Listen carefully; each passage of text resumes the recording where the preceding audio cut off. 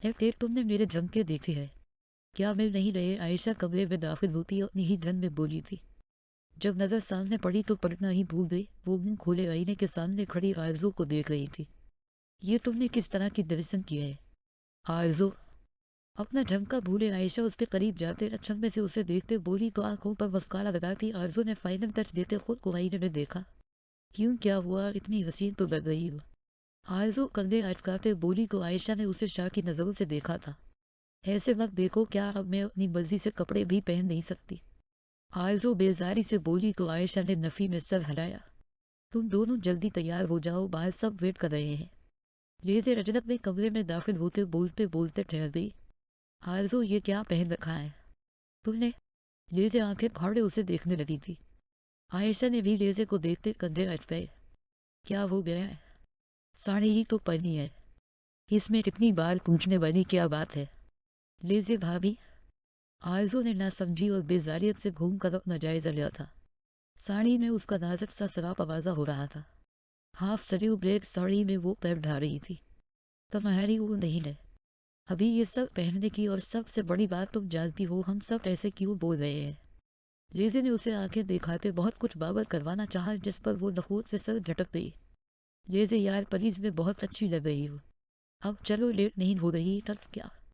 आरज़ू मुंह बनाते बोली लेज़े, और आयशा की खुद पर जमी नजरों को झटकते वो आगे को बढ़ गई। लंबे बाल कर करके कमर पर खोले छोड़े थे। हल्का फुल्का मेकअप था लेकिन रेड लप अस्तक काफी वाजा थी।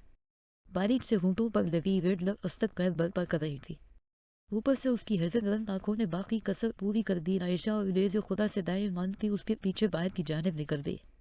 आज उनके रिलेटिव के यहाँ शादी थी और वो सब लोग शादी पर जा रहे थे। बड़े तो पहले ही जा चुके थे, अब कजनस निकल रहे थे। गाड़ियों में बैठते वो अपनी मंजिल की जानिब रवा दवा थे। आधे घंटे बाद वो सब लोग हाल में दाखिल हुए थे, जहाँ पहले से काफी लोग मौजूद थे। बेटा बच कर रहना वरना बेइज्जती बहुत होगी। महा खान ने आरज़ू खान का बाजू दबूचे उसे वारन किया था, जिस पर वो माथे पर तिगड़ी डाले उसे घूरने लगी थी। तुम चुप करो, आगे चलो, दुल्हन को देखते हैं और फिर फोटोज लेते हैं। आरज़ू उसका बाजू दबूचे आगे को बढ़ी थी।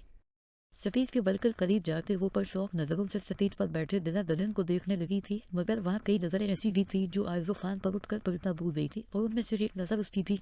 मगर फर्क सिर्फ इतना था कि उसकी नजरों ने गसा भरा। वो बड़े करूफर से उठा और चलता हवा बलकर इसकी बेट पर खड़ा हो गया था। किसी की मौजूदगी अपने पीछे शिद्दत से महसूस करते आरज़ू खान ने पलट कर देखा, और फिर दूसरे ही लम्हे जैसे वो सांस लेना भूल गई थी। दानियाल सफ़ीर खान ने सख्ती से इसका दूधिया बाजू दबूचा और उसे वहां से खींचते हुए बाहर की जानिब बढ़ने लगा, जबकि आरज़ू कटी डाली की तरह उसके साथ खींचती जा रही थी। होश तो तब आया जब वो कदरे एक खामोश कोने में उसे लाकर पटक चुका था। ये क्या पहना है तुमने? रस्से से सुर्ख होते चेहरे पर लोरंग आंखें आरज़ू की हैजल आंखों में गाड़े वो सख्त करफ लहजे में बोला। आरज़ू कुछ पल के लिए घबरा गई थी। देखा ही नहीं देता आपको, यार देवोगे? आरज़ू अपने बाजुओं को सहलाते बोली थी। जहाँ दानियाल सफ़ीर खान की उंगलियों की छाप थी और वो रिश्ता सुर्ख हो रहा था, तभी तो सब लोग उसे मना कर रहे थे। ऐसी दर्शन से सब जानते थे दानियाल सफ़ीर खान को ऐसे कपड़े ज़ेहर लगते थे, वो भी जब कोई लड़की उन्हें सलाम पहनकर बाहर मर्दों के दरमियान निकल आती थी। जबान मत चलाओ, क्योंकि तुमने ऐसी दर्शन बहुत शौक है तुम्हें दूसरों की नज़रों में आने का। वैसे से भारी चलती सांसों के दरमियान वो जबत से बोला था। वहाँ मौजूद कई लड़कों की नज़रें जो फैली थी उस पर। हाँ है शौक और कुछ, अब मुझे जाने दे, यहाँ फजूल बातें सुनने नहीं लाई। मैं कितनी मरतबा बोलूँ मुझसे और मेरी चीज़ों से दूर रहे, आप मैं आपकी मर्जी के मुताबिक हरगिज़ नहीं चलूँगी। आरज़ू खान बोली तो जबान से शुरे टपका रही थी, और ऐसे ही शुरे दानियाल सफ़ीर खान की आंखों से फूट रहे थे, जिनकी तपश से आरज़ू को अपना आप एकदम झलसता महसूस हुआ। बकवास बंद करो अपनी, तुम छटानक भर की लड़की, तमीज़ नाम की चीज़ तुम्हें छू कर नहीं गुजरी अभी के अभी। फौरन घर वापस जाओ और चेंज करके वापस आओ। इसका बाजू दबूचे वो दानत कचकाते बोला था। दानियाल सफ़ीर खान को अपने आगे चलती किसी की भी जबान जहर के मुतारफ लगती थी, पर आरज़ू खान को दानियाल सफ़ीर खान ही जहर लगता था, जो हर वक्त सब पर बस हुक्म चलाना जानता था। बाजू छोड़े मेरा, और मैं कहीं नहीं जा रही, सुना आपने? अपना बाजू छुड़वाने की कोशिश करते वो फनकारी थी। इसके लहजे में बगावत की बू थी, पर वो दानियाल सफ़ीर खान का गस्सा सवा नेज़े पर पहुंचा दे। कोई बात नहीं, अभी चेंज हो जाएगी। लब भींचे वो दबे दबे रसे से बोला और फिर पास पड़े खाली टेबल पर धरा वाहिद पानी का जग उठाकर आरज़ू खान के वजूद पर अंडील दिया कि वो मुंह खोले एक गहरा सांस भर दे। अब दफ़ा हो जाओ यहाँ से, इससे पहले कि मेरे ज़बर का पैमाना चमके। जब वही गिलास पर फेंकते वो आंखों में तपशवीर बोला, जबकि आरज़ू उसे बेयकीनी से देख रही थी। यूँ साही को कही कि जाहिल शख्स में फोन कर दोनती तुम्हारा। वो दानत पेशते नेताई वसे से उसकी जानिब लपकी जब दानियाल ने उसकी बुलंद आवाज़ को दबाने को उसके लबों पर अपना भारी हाथ जमाया था। मुंह बंद रखो अपना, यहाँ तमाशा मत लगाओ और ये बहुदर कपड़े तब्दील करो फौरन, वरना मुझसे बुरा कोई नहीं होगा। इसके नाजुक फड़फड़ाते लबों पर अपनी जाराना गिरफ्त मजीद सख्त करते वो वराया आरज़ू हेजल आंखों में वसे की सूफी भी उसे घूर रही थी। Now get last from my side, पर हाँ खबरदार, अगर दोबारा तुमने ऐसी घटिया डरिसन की या ऐसी डरिसन में किसी के सामने गई। उसे झटके से छोड़ते वो साइड से होता तने चेहरे समेत वहां से निकल गया। पीछे आरज़ू ने अपने गीले सरापे को देखा। जाहिल शख्स, इसका बदला मैं तुमसे जरूर लूंगी। तुम समझते क्या हो खुद को बदतमीज। हद से ज्यादा वसे में वो उस हाल से बाहर निकल गई। सारी एक्साइटमेंट झाग की तरह बैठ गई। कितनी प्यारी लग रही थी वो, मगर उस जाहिल इंसान ने सब बिगाड़ दिया। आयशा वहाँ और लेज़े ने उसे वहां से वसे से बाहर निकलते देखा तो लबों पर हाथ जमाते मुस्कुराहट रोकी थी, क्योंकि दानियाल सफ़ीर खान उन्हें ही देख रहा था। कहा भी था इसे, मगर नहीं मोहतरमा हमेशा दानियाल भाई के कहे कि उलट करेगी। लेज़े ने नफ़ी में सर हिलाते अफसोस क्या था। जाहिल शख्स, समझता क्या है, खुद अब ऐसा हशर करूंगी तुम्हारा दोबारा मुझसे उलझने की कोशिश भी नहीं करोगे तुम। वैसे से बोलते वो अकेले ही घर में चलते जा रही थी। उसकी है की टिक टिक खामोश घर में गूंज रही थी। वो सड़ियाँ चढ़ती थर्ड फ्लोर पर गई थी। बल्कि आखिर में बने एक छोटे से कमरे से एक छोटी सी बाल्टी और बरश उठाई वो बाहर निकली और फिर थर्ड फ्लोर पर बने फर्स्ट रूम का दरवाज़ा खोलते वो अंदर दाखिल हुई। बहुत होशियार बन रहे थे। नादाने आज सफ़ीर खान, तुम भी पछताओगे। किसके साथ गुजरे हो तुम। दानत पेसते वो अपने आप से बड़बड़ा कर बोल रही थी। उसने बाल्टी में बरश डाला और हल्के गुलाबी रंग का पेंट बरश को लगा था। आरज़ू खान ने बरश उसकी दीवार देर पोर्ट्रेट पर घुमा दिया और फिर उसने दानियाल के ब्लैक थीम रूम को हल्के गुलाबी रंग में जगह जगह से तब्दील कर दिया था।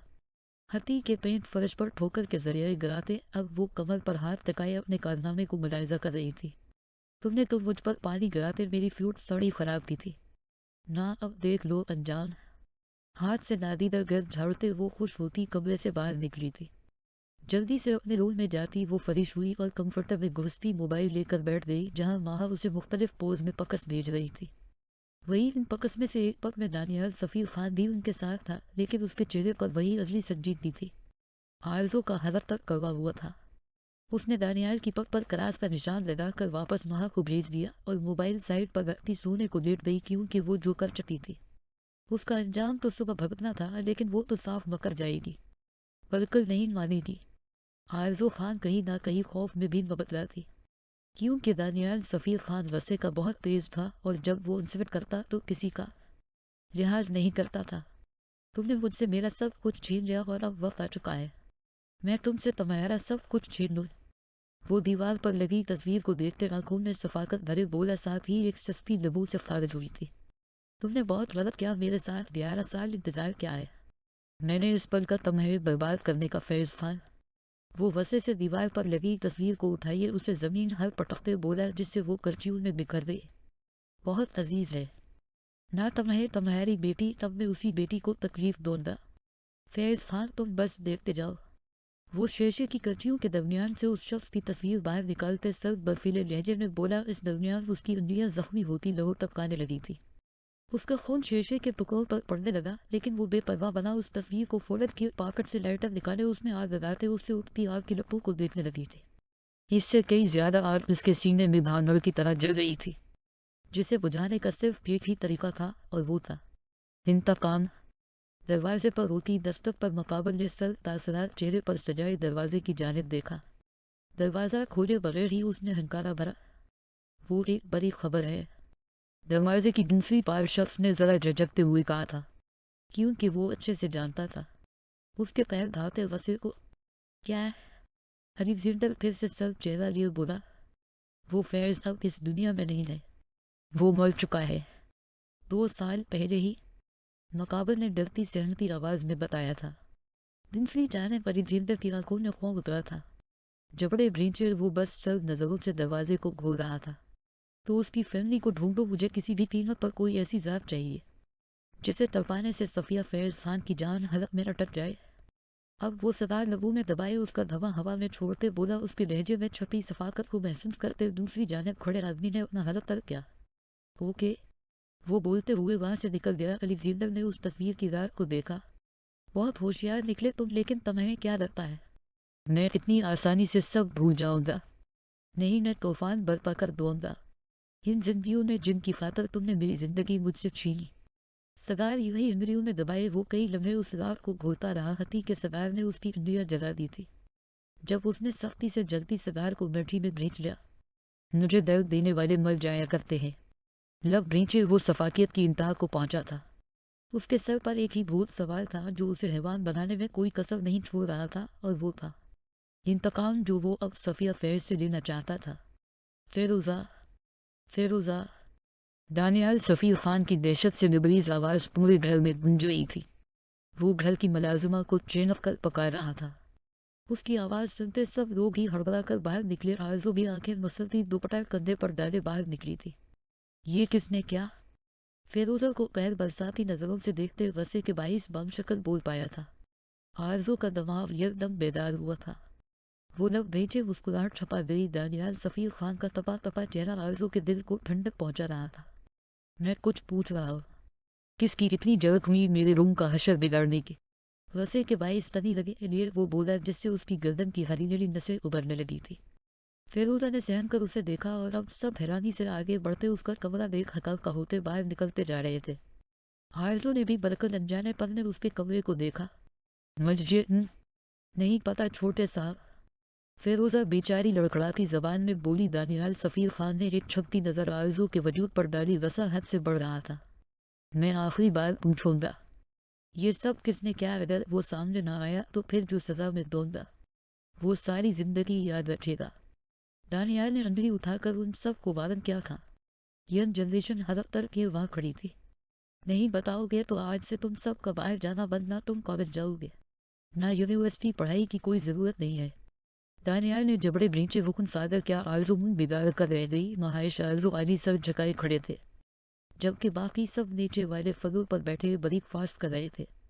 लेज़े ने नीचे से ही आरज़ू की पश्त को घोरा। पर भाई नींद, मेरा बहुत अहम टेस्ट है। आयशा मननाई थी। उसकी आंखों में पल में आंसू भर दे।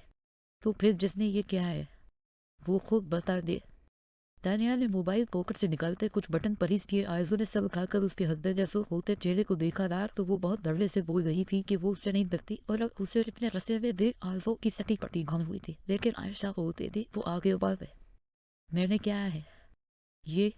आरज़ू बेखौफ रहने की कोशिश करते बोली, मगर फिर भी जबान लड़खड़ा रही थी। दानियाल ने हाथ के इशारे से बाकी सबको वहाँ से जाने को कहा, और आरज़ू का हाथ जकड़े वो अपने रूम में दाखिल हो गया था। छोड़ो मेरा हाथ मीन, ये सब साफ करवा दूंगी, आरज़ू अटकते लहजे में बोली थी। क्योंकि दानियाल की गिरफ्त उसे अपनी कलाई पर इतनी सख्त महसूस हो रही थी कि उसे अपनी हड्डियाँ टूटती महसूस हुई। दानियाल ने उसे वॉशरूम में लाते ठंडे पानी का शावर ऑन कर दिया, और आरज़ू को उसके नीचे पटवा था। वो तने चेहरे समेत उसके कांपते वजूद को देख रहा था। याद रखना, तुम्हारी हर बेवकूफ़ी का जवाब देना मुझे अच्छे से आता है। अब यहाँ से बाहर तक भी निकलोगी तुम जब तुम्हारी अकल ठिकाने आ जाए। दानियाल ने शावर की स्पीड मजीद बढ़ा दी। जनवरी की सर्दी में ठंडे पानी के नीचे खड़े आरज़ू के 14 तबक रोशन हुए थे। वो गहरे गहरे सांस भर रही थी। सर्दी ने पल में उसकी अकड़ तोड़ी थी, जबकि वो नाटवासा बना दीवार के साथ टेक लगाए बाजू सीने पर फॉरवर्ड किए मोबाइल में न जाने क्या देख रहा था। आरज़ू खान गहरे सांस भरती उस बेहस शख्स को देखने लगी। उसकी आंखों से आंसू गिरते पानी के साथ मिलते फर्श पर गिरने लगे थे। वजूद का कप्पा उठा और होंठ यकदम ही नीले पड़ने लगे थे। सोरी, वो लड़खड़ा कर बोली। दानियाल ने आबो अटका कर उसे देखा। सोरी, अटकते लहजे में उसके नीले पड़ते लबों से बामुश्किल लफ्ज़ अदा हुए थे। आरज़ू को इस वक्त वो शख्स पत्थर दिल लगा जो कितने पुरसुकून अंदाज में खड़ा था, ये जानते हुए भी कि इतने सर्द पानी ने आरज़ू को जमा कर रख दिया था। दोबारा मुझसे गजने से पहले सुबह सोच जरूर लेना। आरज़ू खान में बार बार माफ़ कर देने का कायल नहीं। अब दफ़ा हो जाओ यहाँ से। اس کی آنکھوں میں اپنی سرد آنکھیں گاڑے وہ لفظوں کو چپا چپا کر ادا کرتے ہوئے بولا۔ آرزو نم آنکھوں سے وہاں سے نکلی مگر قدم آگے بڑھنے سے انکاری تھی۔ وہ بری طرح کانپ رہی تھی مگر مجال تھی کہ وہ شخص اسے سہارا ہی دے دیتا۔ وہ ابھی اس کے کمرے کے وسط میں پہنچی تھی جب دانیال نے اسے پکارا۔ آرزو خان ٹھہر گئی لیکن پڑتی نہیں تھی۔ اپنا آپ سنبھال کر چلو لڑکی۔ رسے سے تنے چہرے سمیت اس نے بیڈ سے اپنی مردانہ شال اٹھا کر آرزو خان کے اوپر پھیلا دی۔ آرزو نے ساکت مگر غصے سے لبریز نظروں سے اسے دیکھا۔ دفع ہو جاؤ۔ وہ آرزو کے سامنے سے ہٹ گیا اور آرزو لڑکھڑاتے قدموں سمیت اپنے روم میں پہنچی تھی جہاں اپنی ماں کو دیکھتے وہ بھاگ کر ان کے گلے لگی تھی۔ دیکھے آپ کے جاہل بھتیجے نے کیا ماما؟ وہ رخسار بیگم کے گلے لپٹتی رو دی تھی۔ رخسار بیگم نے اسے خود سے جدا کرتے بیڈ پر بٹھایا۔ غلطی تمہاری بھی تھی۔ نہ منع کیا تھا؟ نالیزے نے تم سے وہ ساڑی مت پہنو مگر تم نہیں مانی۔ جانتی تو ہو دانیال کو یہ سب پسند نہیں ہے، اوپر سے تم نے اس کے کمرے کا کیا حشر کر دیا ہے۔ رخسار بیگم الماری سے اس کے کپڑے نکالتے ساتھ ساتھ بول رہی تھی۔ آرزو نے جب ایک دوسرے میں پیوس کی ماں کے ہاتھوں سے کپڑے لیے۔ ہاں میں بھول گئی تھی، وہ آپ کا لاڈلا فرما بردار بھتیجا ہے، میں بھول گئی تھی۔ وہ پیر پٹکتی واش روم میں دھس گئی تھی جبکہ رخسار بیگم نے پیچھے نفی میں سر ہلایا اور وہاں سے باہر نکل گئی۔ وہ لوگ جوائنٹ فیملی میں رہتے تھے اور دانیال سفیر خان سب سے بڑا تھا، اس لیے وہ سب پر ایک خاص راگ رکھتا تھا مگر آرزو خان ہمیشہ وہی کرتی تھی جو دانیال سفیر خان کو ناپسند ہو، اور جو دانیال کو ناپسند ہوتا وہ آرزو خان کو ضرور پسند ہوتا تھا۔